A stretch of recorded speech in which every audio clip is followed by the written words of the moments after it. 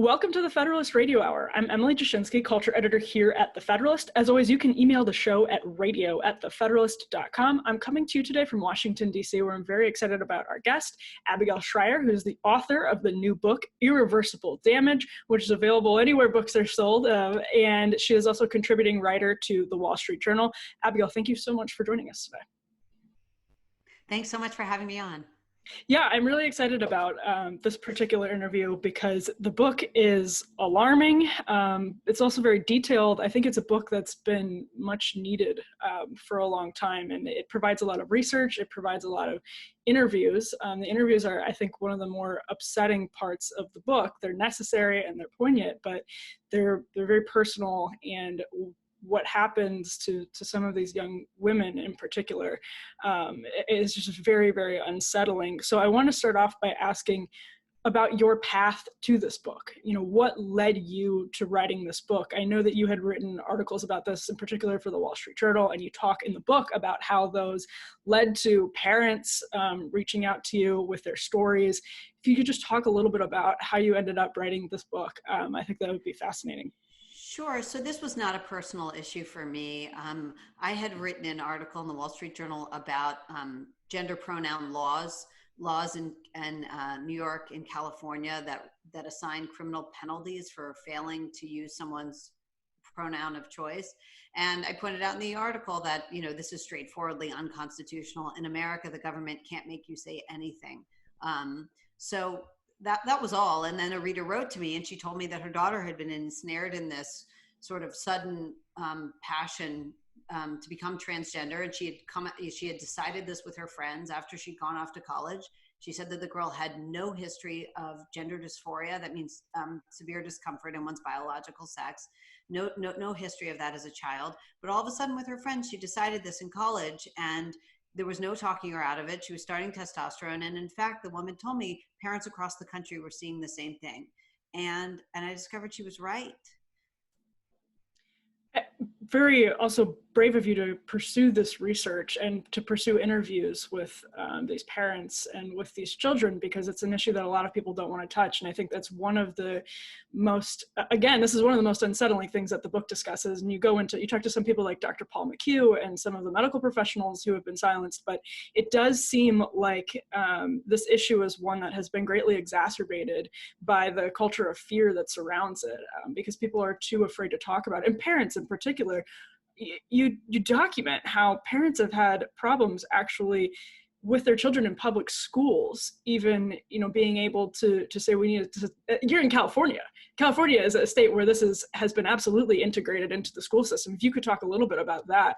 Sure. Yeah. So most of I conducted nearly 200 interviews, and most of the people I talked to, because I wanted to get their stories, and I talked to everybody. Right. I talked to people who think this is the greatest thing ever, mm-hmm. and parents who are deeply concerned, because I wanted to, you know, I didn't have a political agenda with this book, and I you know, I really stand by that. I wanted to read a book that actually investigated this phenomenon in a way that I would have wanted to read about it, and frankly, I just don't read political screeds. But so this isn't one. It really is an attempt to give a very honest portrayal of what's going on here. And when I looked at the schools, you know, I talked to, you know, public school gender enthusiasts, people who are in charge of the gender ideology program or gender instruction program for Los Angeles County. I talked to, you know, various teachers. I talked to parents. I talked to everybody. And actually what I found that I came away, my opinions changed about a lot of things, but actually I was most startled by what I found was going on in the public school system and frankly in schools across the country. It is so radical. And the parents who called me to object are progressive parents. These are political progressives. They are supportive, very supportive of LGBTQ rights, and they are horrified and alarmed by the extent to which their children have been indoctrinated in the schools. That reminds me of one of the most interesting parts of this book, which is where you provide a list, it's actually bullet pointed, of the characteristics of some of these young teenage girls. And before we get too deep in this interview, I should say this book is primarily about young teenage girls, as the subheading indicates, and about how this really is a social contagion that has swept so many young teenage girls up into it. And they share a lot of similar characteristics. And one of those being they come from progressive families where, for instance, gay marriage is widely accepted.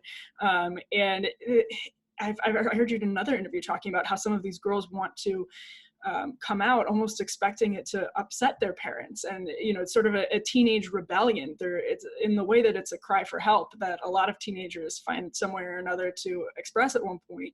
What they get instead is acceptance. And it creates a strange situation.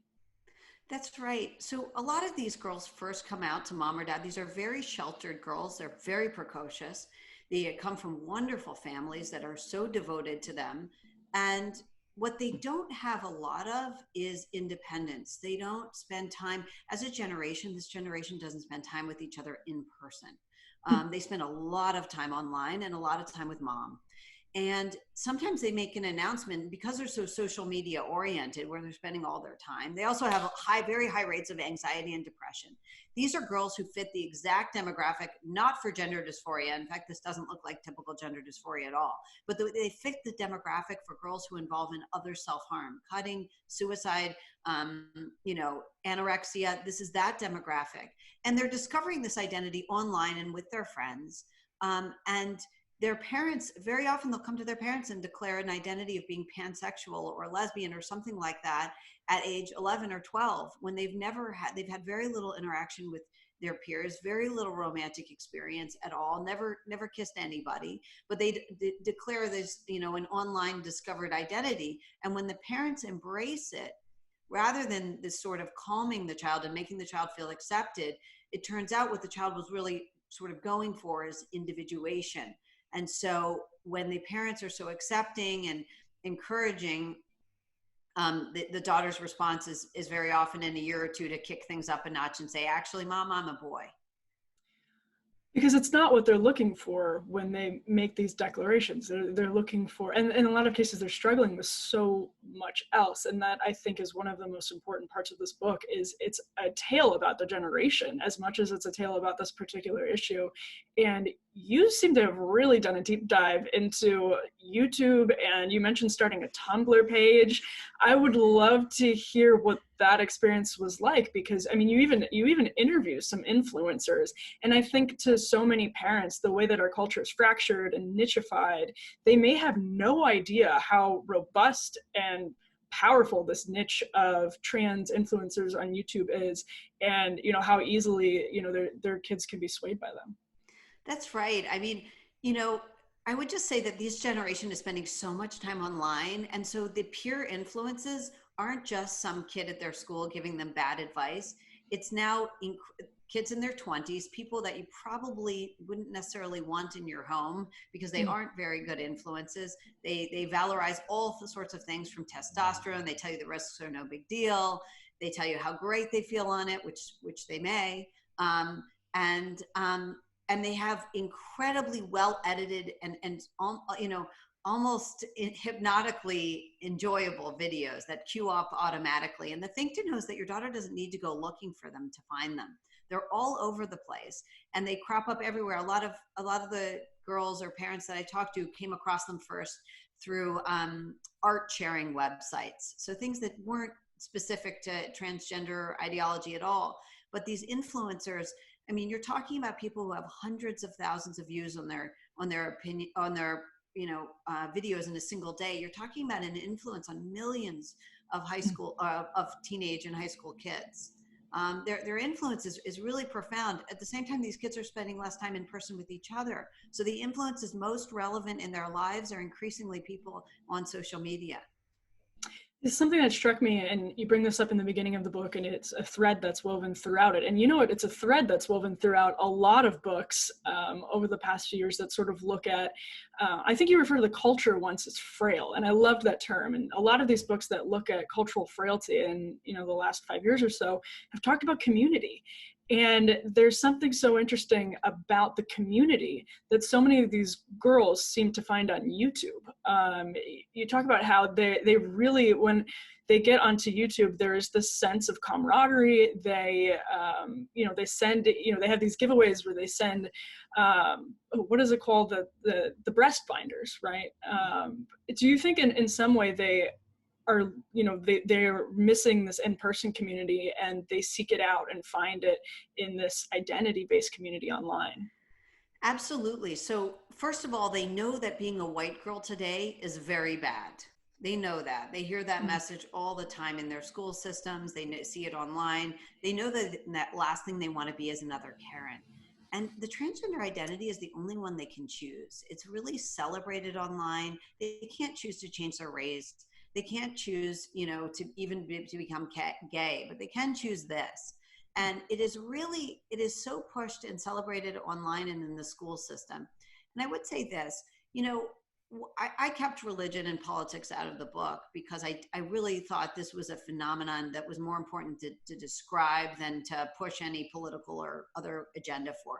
But I will say this, it is hard to see the rise of this as totally separated from the, you know, dramatic drop in religion in American life, because you do see girls desperate for belonging.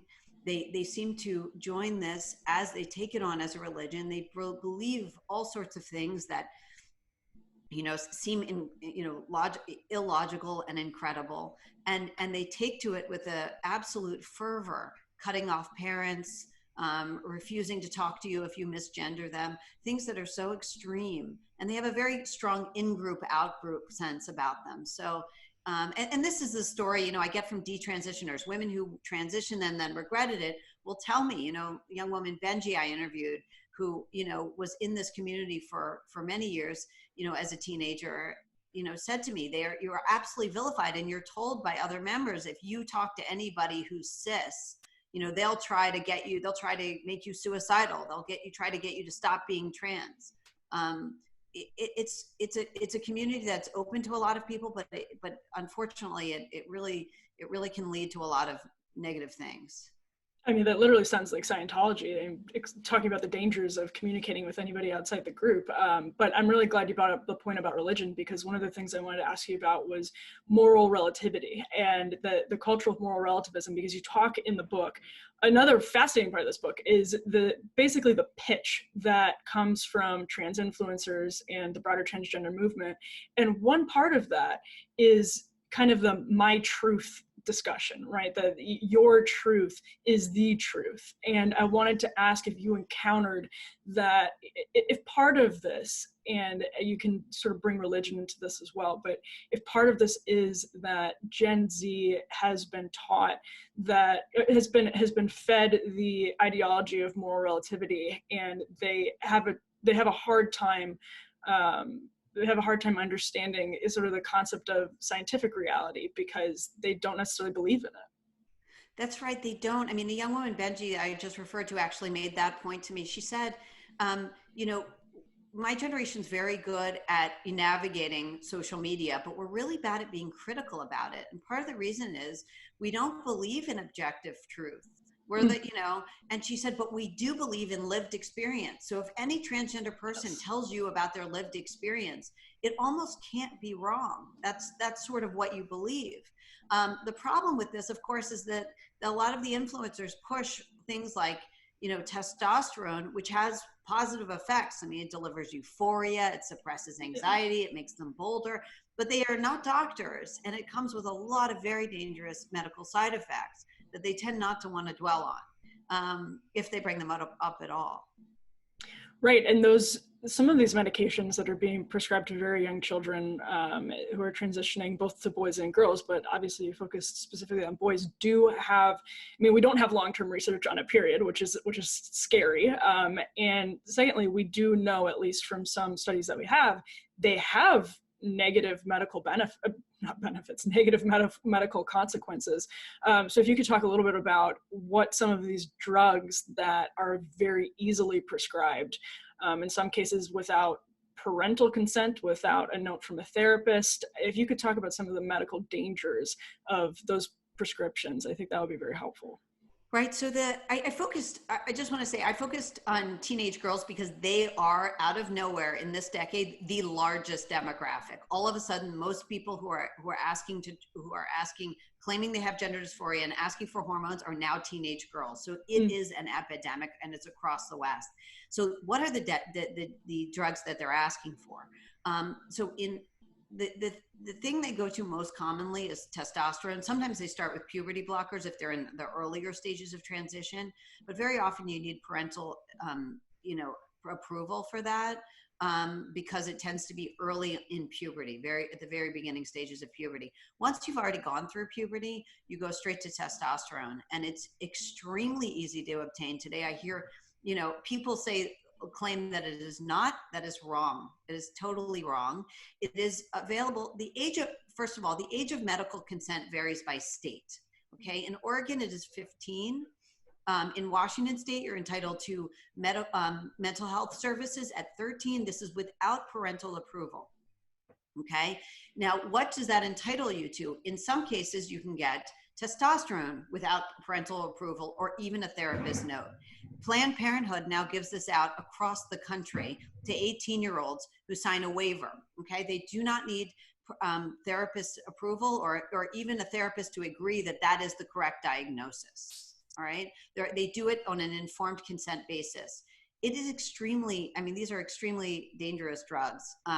So testosterone specifically puts fertility at risk. It can lead to infertility. It can require a hysterectomy because very often one of the side effects, aside from vaginal atrophy, is also uterine atrophy. It can lead to endometrial cancer. It raises the risk of heart attack. Then there are by a lot, 2.5 times, 2.5 times greater than I think even men and women even, I think 5 times greater. These very, very high rates of concern or of danger. There's also, body hair and facial hair that never goes away, certain cosmetic changes that will to your private anatomy and whatnot, that may not go away. Your voice deepens and whatnot. And the irreversible part of your title, I think to a conversation you have in the book with Randy Kaufman, who is, I believe Randy is a psychiatrist or psychologist? I believe psychologist. A psychologist, a pro-trans psychologist. And in this conversation, Randy Kaufman advocates for the position that gender is fluid, but not just fluid in your youth, but also fluid for your entire life. And I wanted to ask if you see a contradiction in that position where you're advocating for irreversible changes. And if gender is so fluid throughout the course of your life, then why would you sort of make these irreversible changes before puberty or at puberty or right after puberty if gender is fluid along with our development? Why make irreversible medical decisions? Yeah, I think that was a particularly eye-opening interview for me. I think, whenever I interview a gender affirmative therapist, and I'm always grateful for the opportunity to do so, there are certain contradictions that I hit upon. And one of them, as you mentioned, is gender fluid. If you acknowledge that people can be gender fluid, why would you make these irreversible things? I mean, when you take off a woman's breasts, contrary to what one woman claims in the book, it is permanent, meaning what she gets back are no longer functioning breasts. She's lost the ability to breastfeed. She's lost that erotic potential, whatnot. I think the rationale for this is all over the place. And I learned that also. I talked to one, gender surgeon who performs top surgeries all the time. And I said to him, well, if you're doing this to help girls become a man, essentially, why are you also giving it to girls who say they're non-binary? And he you can read about it in the book, but basically he said, I can't say I understand all of this. And that's right. You have doctors following, what is apparently encouraged by their professions. It's certainly encouraged by their professional organizations to do whatever the trans identified person asks for. But the question is, why, who's to say that a non-binary person doesn't have breasts? I mean, the rationale is all over the place. Okay, a man doesn't have breasts. If you believe you're a man, at least I can understand what, okay, so we know men don't have large breasts. But how do we know a non-binary person doesn't have breasts? Does a non-binary person have a nose? How do we know? Should they take off your nose? Well, this is something that you talk about, I think, really helpfully in the book as well, is in a way, they're kind of at once eschewing the sort of biological definitions or stereotypical definitions of male and female, and then also in a weird way chained to them. And it's strange because if you look at, you talk about how there are no tomboys anymore. And if you're a lesbian, you actually probably just want to be a man. And these are the messages that teenagers are getting. So it's a very kind of strange message. And I have to imagine for some of the people you talk to, if you're at that age, it's just a muck of ideological things to have to sort through. You're getting it from your public school, you're getting it from social media. They must just be so profoundly confused. Yeah, you're getting it from private school too. I mean, I have to tell you, this stuff spreads like wildfire through girls' schools. The number of parents at the toniest girls' schools I've talked to who will say to me, 15, 20% of my daughter's middle school class is now, or 7th grade class is now saying they're transgender. I mean, I've talked to many, many parents who've said that, even at the toniest private schools. So, I mean, this thing's all over the place. And yeah, I think it's a real time of confusion. I mean, a girl who is a little tomboyish today starts to be pressured by her peers and asks, are you trans? Are you a boy? Right. And you also, actually being upper middle class and white is one of those common characteristics of many of these children, right? They're majority white and wealthy. Yeah, that's right. I mean, these are middle class to upper middle class girls. They are the same population that seems to fall for every hysteria. They go through a hard time in puberty, and this is the way they've been manifesting their pain. And then the explanation that they're able to find, that they found based on looking to the culture. Right. And you talk about social contagion more broadly. And in that way, I'm wondering, how unprecedented this is. It does seem unprecedented at the level that we are now, forcing the idea that men can literally become women on our society at large. But, in the book, there's mention of the lobotomy craze. There's mention of all of these different social contagions. So what did your research tell you about how social contagions can sweep particular demographics in short time? Well, there are a lot of great books on this. And I interviewed, psychologists who are expert in this sort of thing and social contagion. And one of the things is that the thing to know is that girls socialize differently than boys. When a teenage boy, his friend is depressed, he says to him, want to go play Xbox or video game, whatever video games or basketball or whatever. When a girl's friend is depressed or unhappy, her friend responds with, do you want to talk about it? Let's talk about it. What's wrong? And they tend to dwell on their pain. They tend to sit with their pain, dwell on their pain, and take on each other's pain, even to the point that they're willing to suspend reality in order to come to an agreement with their friend. That's why these kind of behaviors, anorexia, cutting, and whatnot, spread so easily among girlfriend groups. And we've known this for years, that anorexics who are put on a hospital ward together, unless they are very carefully supervised, they will communicate, they will spread and increase the anorexia. Interestingly, another characteristic was most of these girls have another girl in their friend group who did this first, right? That's right.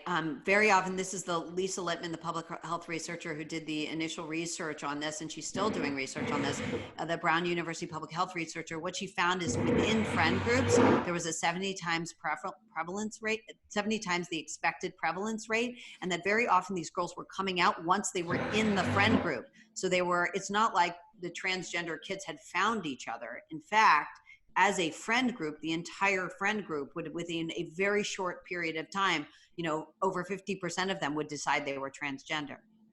Do you have any idea how widespread this is? Is there any number that it affects, X girls? Some of the numbers in the jumps of the rate were shocking beyond belief. They are shocking. And when you look at the DSM's estimate of what it should be relative to what it is, I mean, it seems like a huge disparity. Right. So this typically afflicted roughly 0.01% of the population. So 1 in 10,000 people, and overwhelmingly males. It would emerge in early childhood among little boys, and in some cases would continue on into adulthood. Most of the boys would outgrow it and many of them become homosexual men. Today, the overwhelming demographic is teenage girls with no history of childhood gender dysphoria. And we now know that in America, 2% of high school students are saying they are trans. So you're talking about 1.1 million kids. So of course, that's a huge jump. But we also know they're overwhelmingly girls. Now, the numbers are harder to ascertain in America because you don't even need a diagnosis of gender dysphoria to get testosterone in clinics. You don't need a mental health professional to diagnose you with that. You just go in and sign an informed consent form. So the numbers are harder to ascertain. We know that between 2016 and 2017, the number of gender surgeries on biological females quadrupled in America. And we know that if we look at other countries, we know that in England, we know that the gender dysphoria, where you need a diagnosis of gender dysphoria, that over 4,000, that the rise is over 4,000% in adolescent girls. So we know that this population is seeing an epidemic like we've never seen before in sudden, transgender identification and in claimed gender dysphoria. And it's the same girls who are experiencing extremely high rates of anxiety, depression, and would in another era have been cutting and anorexic and so forth. And as you say, it's irreversible, and some of this seems to be happening, these major jumps. And I think, as the notion of transgenderism proliferated and popularized, we would expect to see a slight jump, maybe from that 1 in 10,000 number, but it seems like we're seeing massive spikes in the course of like 1 to 2 years. Is that correct? There's, in some of these instances, it is a huge, like you said, a quadrupling over the course of a couple of years. So it's happening at a rapid rate. That's right. That's what happens when social media spreads things. It makes them flame up and, incredibly quickly. And I think we're seeing that. I mean, I know that I said 2%. I think that study came out in 2018, 2% of high school students. But when parents call me, now this isn't a formal study, I'm just telling you, I've interviewed dozens and dozens and dozens of parents. When parents call me, they're telling me about 15, 20% of their daughter's 7th and 8th grade classes. So I expect that number in high school to go way up. I was going to say, is there an age in particular where the jump has seemed most, the spike has seemed the most severe? Is this happening before puberty or after puberty, or is it just kind of across the board? No, it happens at puberty. That's okay. Really the onset of puberty and the crisis involved. It's young girls, very precocious, but very highly anxious. They suffer from anxiety and depression very often, and they have trouble fitting in at school. So a few things sometimes occasion this, sometimes going to a new school where they don't know anybody and don't fit in. It can be any number of things. We know this to be a very fragile generation, and we know that it's a generation in mental health crisis. The important thing to understand about this is that this is just one manifestation of the mental health crisis we're seeing girls in. We know they're cutting at rates we've never seen before. We know that they're engaged in, that they have suicidal ideation at levels and in ages we haven't seen before. Is a very, very high spike of mental health problems among this generational cohort of girls. That, I think, is perhaps the single most important part of this book. Is it really is a story about a struggling generation, and maybe a generation that's struggling in unprecedented ways, given that they're the generation that has had to adjust to social media. These are people who don't remember landlines. They don't remember dialing up to AOL Instant Messenger or anything like that. They probably don't remember their friends having to call their houses. They don't remember not ever having smartphones and that kind of ambient internet access. And so I wonder, you write in the book, the progression that I was kind of thinking about this is they are unhappy. They decide to change their gender identity. And then it seems like if that's A and B, C is that they still are unhappy. The transition, to whatever extent they transition, whether it's sort of the mental transition, you have a stunning statistic in here that 12% have not had, only 12% have had or say they would want to get a medically get a penis. And so it seems like, some of these people aren't even doing the transition as a lot of people would think, maybe what happened with Caitlyn Jenner. So it is this strange situation where it's not even, they're thinking of it even differently as a concept than, somebody like who saw what happened with Caitlyn Jenner would. That's right. This is really not typical gender dysphoria. These girls aren't looking to become men. That's what they say, but they're really not. And how do I know that? First of all, they're not really interested in phalloplasty, as you say, but they don't adopt the stereotypical habits of men. Okay. They don't even try to totally present as men. What they're looking to do is escape womanhood. And, Sasha Ayad, who I interviewed, a wonderful therapist who treats a lot of these adolescents, said that to me. She said many of the girls I talk to don't even say they won't even say they want to become men. They just know they don't want to be women. And that's what this is about, escape. It's not about the destination. One of my favorite authors is Christina Hoff Sommers, who has documented for years the feminist left's campaign to depict modern womanhood as, they're taking what Betty Friedan would have, referred to as a prison half a century ago. And they want to say that nothing's changed, and they do this in so many ways. And I wonder if what Gen Z is experiencing is the fruit of that campaign, because they're told that it is to be a woman is to be miserable. And this is their outlet, perhaps. That's right. They're being told that being a woman is miserable. And it's a great point. At a time, first of all, in their lives where it's kind of obvious to them that being a woman for the first time is hard, because of course they just had, they're going through puberty. So that's the time when most women, it finally occurs to them that being a woman is definitely a challenge. Yeah. And it's never so much a challenge as it is in that period of your life. And the culture is ready to tell them actually being a woman is terrible. And they see it all around them. Both they see violent porn, which is all over the internet. You're talking about stuff so violent, women being choked within an inch of their lives. I mean, this is the kind of porn that they see. They're terrified of sex and the idea of sex with men.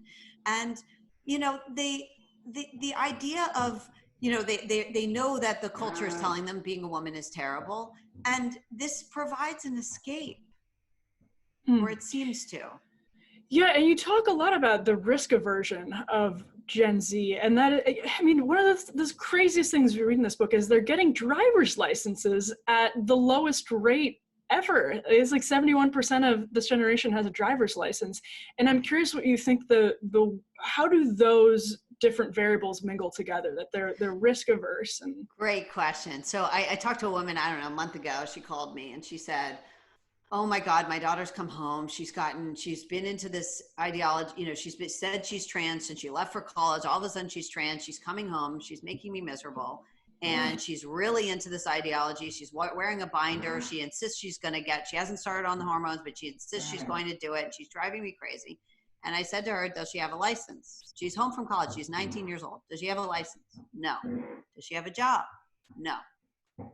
So I said to the mom, the only time she ever gets to feel like an adult is when she escapes into this new identity. It's the only chance where you get to say, no, mom, there's the line. You're on the other side. You're still a woman. I'm something else. It's like it's weird. It's like their version of smoking cigarettes, maybe. Exactly. But remember, smoking cigarettes was a social thing. Right. And so is this. So is this to some extent, right? The connection, the feeling like you are your own person finally. It's so hard for these generation because they live online. That's the way that they're individuating. That's the only place they know that mom isn't involved. And to be honest, my generation, for many reasons, is the helicopter parents, right? We're right there with them in everything they do. And I think that plays a part of it too. Now, I'm not blaming parents for this. I don't think they're to blame at all. But I do think that the hyper concern and the hyper, I mean, these are parents who, if their daughter says, I'm going to get my ear pierced, the parent says, oh, I'll go with you. I mean, that is Gen X. They want to be part of everything with their kids, even the rebellions. And because sometimes they're not willing to say no over my dead body or whatever people used to say, then the daughter has to find some other way of doing something her mother doesn't approve of. Whereas the unfairly maligned millennials like myself were the Parent Trap generation who pierced their ears with a needle at summer camp, just like Lindsay Lohan. It's been an interesting, you know, as millennials to sort of see some of this in the younger cohort of my generation really take on with Gen Z. And I think you're one of the few people who has done a serious study of Gen Z, just period, and of their like this is a particularly good window into their experience with mental health issues. You talk about the influence of the smartphone, and actually in your prescriptions for change, I believe the first one is about smartphones. Why is that a particular cause for concern? So, you know, this is, you know, Jonathan Haidt writes about this, Jean Twenge writes about this, and that is that we are able to actually pinpoint, you know, the mental health crisis we're seeing among teenage girls precisely to their phones and when they first started getting them and being on social media all the time. You know, it used to be in prior generations, if you weren't invited to a party, it felt bad, but you didn't watch it. You didn't see the pictures of everyone else having fun without you. You didn't watch people having a great time while they were at the party without you. You didn't have to stare at these pictures that have been highly edited, doctor pictures of your friends or the most beautiful girl in school, and have her always in your pocket. You didn't see that 10 times she is getting 10 times the number of likes as you are. You didn't, I mean, the torment and comparison that goes on with social media is excruciating, and it is endless. And you know, we laugh at things like, you know, debutante balls today. What we have now is so much crueler because the ball never ends and it's highly public. Thousands of people see you embarrassed online, right? Thousands of people see you in that ugly picture or whatever your embarrassment was, and it never ends. It's in your pocket. And it's permanent. So much crueler, and it's permanent. It's there forever. Were you surprised when you kind of went down the YouTube rabbit hole at what you found? Did you know that was out there? I know I think that, you know, when I think about this, I definitely think Tumblr played a huge role in proliferating a lot of this, but I'm curious, and of course Instagram, the way that people see celebrities picked apart on Instagram, some of the most beautiful people in the world picked apart on Instagram. But you know, the way that they use different apps, celebrities use different apps to change their bodies, and I'm sure teenagers are doing that as well. But I'm curious as to what you were surprised, whether you were surprised with what you found. Yes, I was. There were a number of surprises. So one of them is everybody thinks, you know, everyone from my generation thinks, oh, if girls are feeling bad about their bodies, it must be because boys are saying mean things to them. That's what you would have thought if you were a member of Gen X. Actually, you know, and we know this, you know, from girls' schools as well, in anorexia, sometimes the cruelest judgment of bodies comes from other girls. And on social media, this gets exacerbated. You know, I tell the story in the book of Helena, one young woman who transitioned and then detransitioned. She regretted her medical transition. And she said to me that, you know, I mentioned Lady Gaga. I said, you know, women don't look perfect. Why does your generation think a woman needs to look perfect? Where are you getting this idea? And I brought up Lady Gaga, who is a supremely talented woman and a very admirable, you know, actress and singer. And I said, she's not perfect looking, and she's a huge star. And because I had just seen her movie, A Star Is Born. And Helena said to me, are you kidding? Do you see about how they talk about her online? And the thing to know is that when young girls see a beautiful, talented superstar online torn apart, they think they don't have a chance. How much uglier must they be if everyone thinks that person is ugly? That's the cruelty of social media. It's really horrendously cruel to teenage girls. And it makes me think about decades past when we would have this conversation about the pop cultural depiction of women and the ideal woman as it's, whoever that was, the 60s, 70s, 80s, 90s, it always evolved.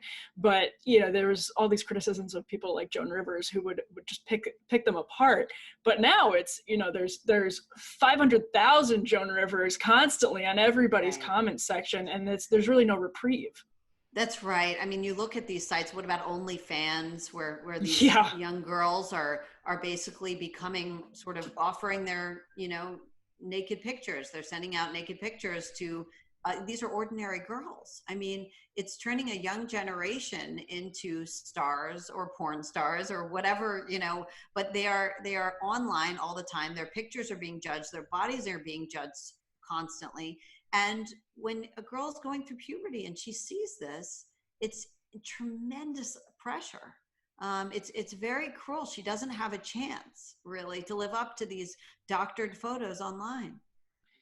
One thing I was really curious to ask you about, because I don't know, and I've never kind of gone down some of these rabbit holes, at least intentionally, is it does seem like Gen Z concentrates in subcultures. Like there's the Tumblr subculture, there's a YouTube subculture. Well, there are like thousands of YouTube subcultures, with trans influencers being one of them, that parents or anybody who's kind of aged out of that demographic, you have no idea. I mean, there are write-ups in People magazine now about celebrities who nobody would ever know their name unless they were, very, very much on YouTube or whatever other TikTok or whatever social media app it is. So are they concentrating in subgroups or subcultures, and what explanation would you have for that?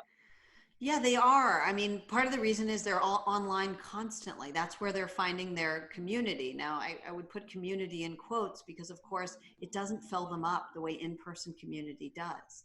And it doesn't make them, one of the things we do when we join a community is we put up with people, right? We overlook things. We deal with a certain amount of annoyance, inconvenience, things that are said to each other that aren't perfect or aren't flattering or isn't what we choose. And we are toughened by the experience, but we also get something very real and deep out of it. When you join an online community, you don't have that. You have the opportunity for congratulation and you have the opportunity for shaming, but you don't get filled up in the same way.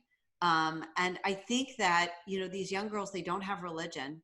They're looking so badly for something to join. And sometimes it's, some particular fan site is the way. And I talked to a lot of girls whose fan site led them into, this whole transgender influencer stuff, where they found the transgender videos through that.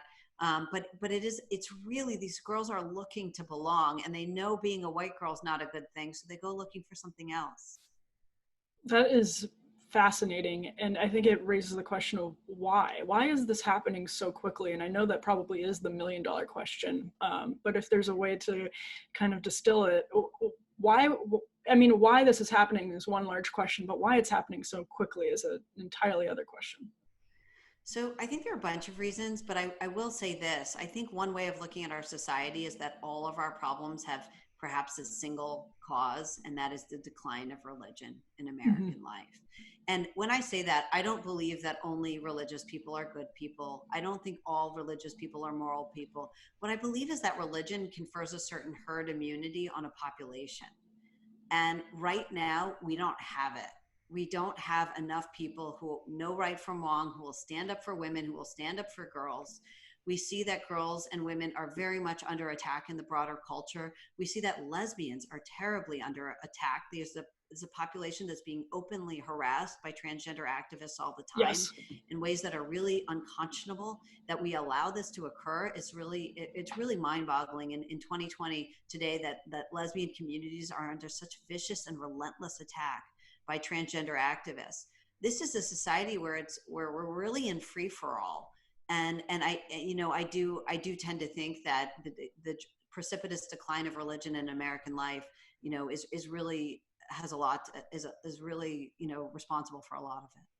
It's interesting because I would say there are 3 recent books that have seemed to be kind of in concert with each other. One would be Tim Carney's Alienated America. Then there's Mary Eberstadt's book on how identity politics created the sexual revolution. And I would say the third is yours because it's the fruit of all of these various different campaigns. I wonder, it's it seems to me like this is something that has come from academia and has been kind of sanctioned by elites in media and is now trickling down to these middle-class women. As you say, these are normal teenagers, some of them are in upper-class homes, but there's been this trickle-down factor where a lot of these, if you go back to 2012, we can see the mainstream media start to sanction some of these ideas, and they weren't being tested, but because you are now either a progressive or a bigot, there's this surge of untested research that has to be sanctioned because nobody wants to be on the wrong side of that. And you see with what happened to like Paul McHugh is such a terrifying example. You must have heard from many people like Dr. McHugh. I did. I interviewed Dr. McHugh many times. He's a really a wonderful person and a brilliant mind.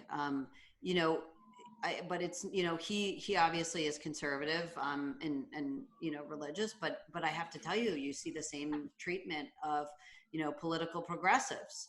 Anybody who is non-woke is open to such vicious attack, and most A.K. Rowling. Right. So most of the people I interview in the book are political progressives, and they are also great scientists. I mentioned the political progressives piece because you have to today, because everybody assumes that this is some sort of right-wing or conservative issue. It is not. It's about the basic health and welfare of our teenage girls, of our very future. But as you said, I get calls from doctors who say that they are encouraged not to give standard procedures, or not to this was a med student who told me this, they are not allowed to give, conduct a routine inquiry in transgender patients about their bodies because it might, trigger their dysphoria. We're treating medicine as so trivial today. We're treating them as yoga instructors or some other thing where life coaches, where the job is just to agree and congratulate the patient rather than to act like scientists and to find out, to take a serious look at their biology and to find out what might be wrong. One question I definitely wanted to ask, as it comes up several times in the book, is how does pornography and early access to pornography impact this trend? Yeah, I think it has a lot to do with it. I have to tell you, before I started researching this book, pornography was not a particular concern of mine. I sort of grew up thinking of things like Playboy, and I didn't think that it didn't alarm me. Today, pornography is so vicious. It is terrifying to young girls, and they are seeing it at very young ages. They've all seen it. It has a terrible effect. Pornography is one of those things that has terrible effects, maybe even worse effects on young men. But it is absolutely making young women afraid of womanhood and afraid of sex with men.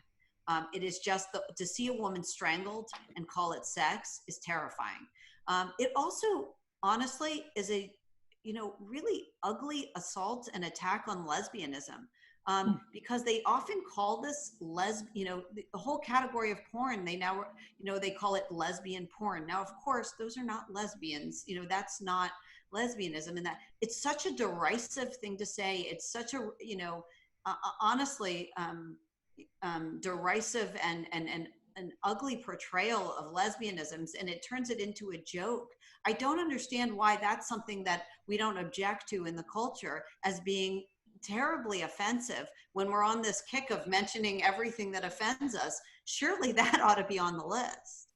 Is it because the lesbian is lower than the trans identifier in the intersectional hierarchy? That's right. It's lower. It is not a valorized identity today. Young girls who think they might be lesbian are pushed to become the real thing, which is to become a boy. So one thing. Yeah.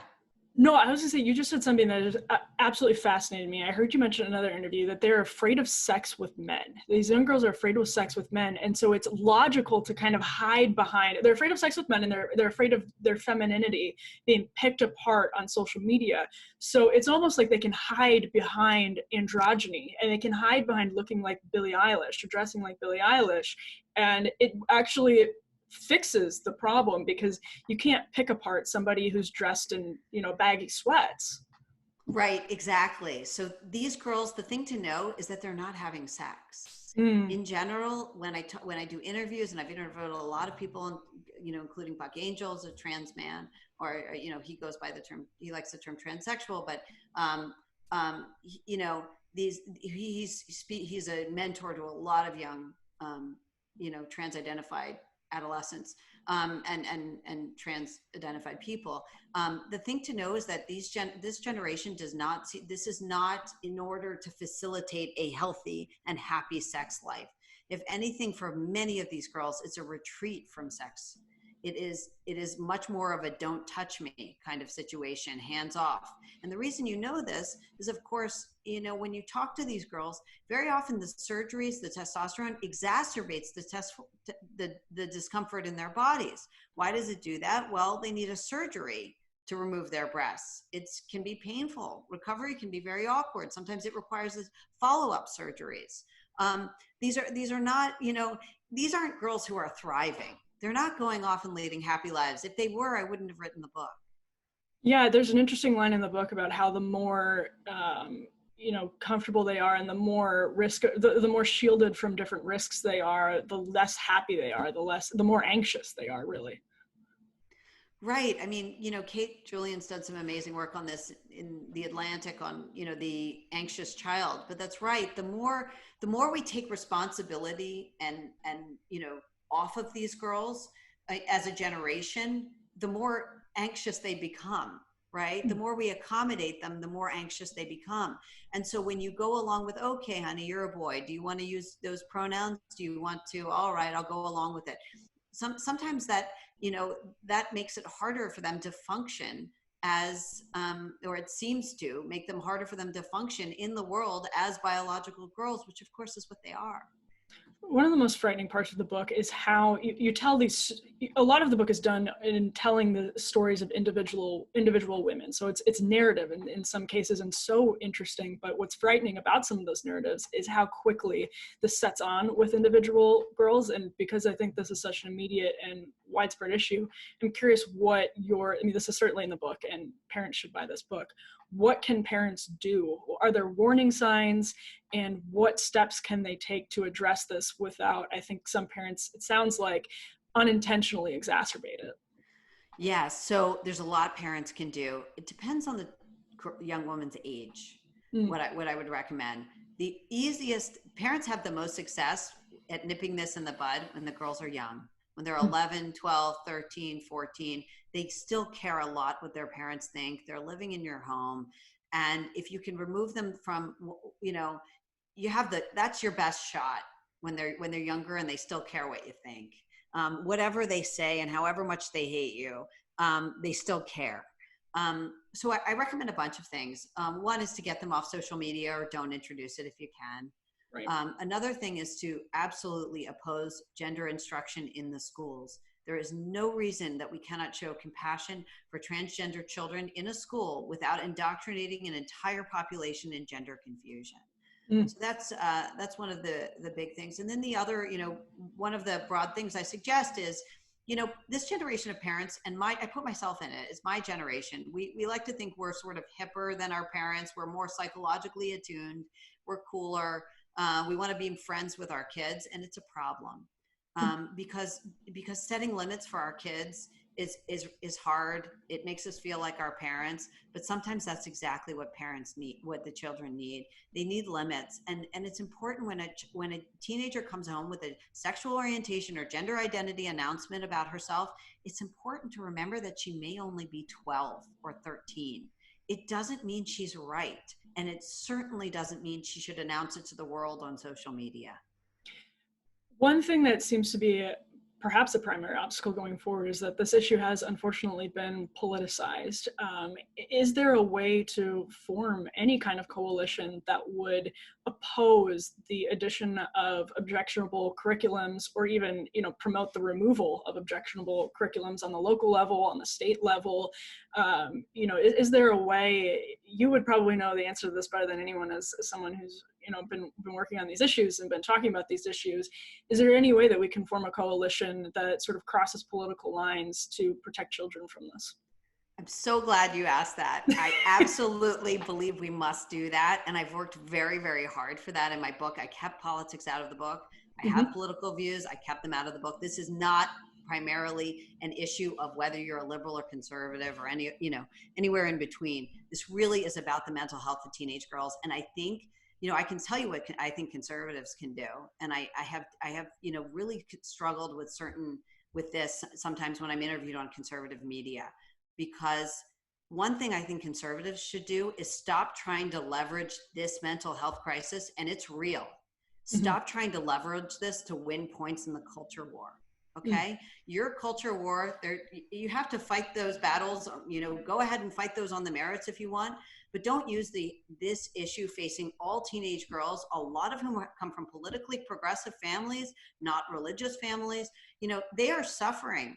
And to use this, to promote your political agenda is, I don't think, very helpful to anybody. I think this is a separable and separate issue from whatever you think about, LGBTQ issues more broadly. So I really encourage, especially conservatives, to try to see this issue as what it is, which is a mental health crisis. And it must be, we must do something for these girls. And we really, we shouldn't be using it to fighting other battles. So that's really interesting because, and we could do another whole podcast of that, because I'm gonna have to think about that more deeply, because there is something very clearly apolitical about how this is very much downstream of the mental health crisis. I mean, very much, almost entirely downstream of the mental health crisis, cultural frailty, and as you say, and social media and all of that stuff that's happening in our society right now. But on the other hand, it's definitely very much downstream of a doctrine that is pushed by the left and then advanced by the media. So I'm gonna have to think a little bit more about that, because that's difficult, because I of course would never want to exploit people that are going through something like this, but at the same time it does seem to be part of the ideology that's kind of being normalized by the left and the media, and who are working in tangent largely. Right, but I would just say, if you want to fight that battle, go ahead. So in other words, if you are someone who opposes all medical transition, then go ahead and make that argument and give the reasons why you oppose medical transition. And if you, are someone who, opposes puberty blockers, if you oppose it, whatever your issue is, go ahead and make that argument. It just happens not to be mine. I am looking at the explosive demographic of young girls who are in pain and are suffering, and they're engaged in self-harm. So if you want to have a conversation with me about that, I'm happy to have it. But if you're trying to use the book to achieve something else, I would just say, best of luck. You seem not to be winning on those battles. Perhaps we could just save these girls. Yeah, no, that is a very persuasive point, and it is. I think what I hope this book does for so many people is put into perspective the gravity of the crisis, and to take them, we talk about this so much in the abstract, and we talk about culture war issues so much in the abstract, but this is so very real, as I'm sure all of these interviews and conversations you had with parents who are in some cases so confused and lost, and their children who are also confused and lost and making irreversible decisions. This must have been an emotional project. It was, and I'll tell you something else. I made the most remarkable set of friends during this, and I mean, people with whom I don't necessarily agree on lots of political issues. I mean, there are, very radical feminists who really reached out to me because they care about the health of these girls. And if we want to protect these girls, that's what we need to do. We need to reach out to everyone who is, also concerned about this issue and find common cause with them. And to your point, and the question I just asked, is politics is an obstacle to that, and the more that this issue is politicized, whether it's being done by the left or the right, in the culture war, the more difficult it is to kind of bridge those gaps, I imagine would be your experience. I think that's right. I mean, if you were trying to use this to elect one president or another, good luck. Right. The conversation's over. And I have to tell you something, a lot of girls are getting harmed in the process. Oh, I couldn't agree more. This is so much deeper than an election, and so much deeper than politics. And I wonder, last question for you, and by the way, I very much appreciate your prescription for course correction on the right, because I think it's something that we need, and we need to start thinking about, and we need to recognize that there's a generation of girls who are at very immediate risk. And when we talk about this in the political arena, it has very real consequences.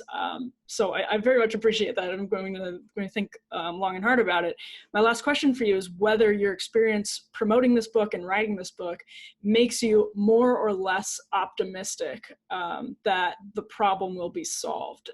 That is to say, for instance, you had a little run-in with Amazon in the promotion of the book, and I believe, was it they banned ads for the book?